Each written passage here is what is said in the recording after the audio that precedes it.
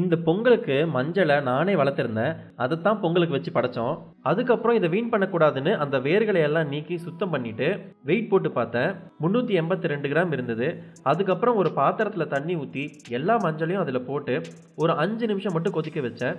அதுக்கப்புறம் எல்லாத்தையும் எடுத்து ஒரு தட்டில் போட்டு இந்த வெந்து போன மஞ்சளை எல்லாம் சின்ன சின்ன துண்டுகளாக நறுக்கிக்கிட்டேன். இந்த அளவு சின்ன சின்ன துண்டுகளாக வெட்டி எடுத்துருக்கேன் பாருங்கள்.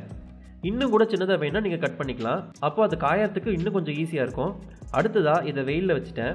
இப்போ ஒரு 3 நாள் காஞ்சதுக்கு அப்புறம் எப்படி இருக்குது பாருங்கள். முழுசாக காஞ்சிருச்சு. இப்போ நல்லா காஞ்ச பின்னாடி வெயிட் போட்டு பார்க்கலாம். இப்போ பாருங்கள், வெறும் 73 கிராம் மட்டும்தான் இருக்குது. தோராயமாக 380 கிராம்லேருந்து 73 கிராம் மட்டும்தான் நமக்கு கிடச்சிருக்கு.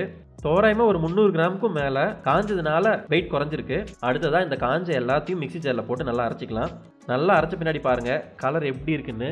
இதுதான் உண்மையான மஞ்சளோட கலர். இது நம்மளோட வீட்டில் வழக்கமாக மஞ்சள் பாட்டிலில் போட்டு யூஸ் பண்ணிக்கலாம். பொங்கலுக்கு வாங்கின மஞ்சளை காய வச்சு தூக்கி போடாமல் இந்த மாதிரி செஞ்சு பயன்படுத்துங்க. இதே மாதிரி யூஸ்ஃபுல்லான வீடியோ பார்க்குறதுக்கு அறம் ஃபுட் சேனலுக்கு ஞாபகமாக சப்ஸ்கிரைப் பண்ணுங்கள். நன்றி.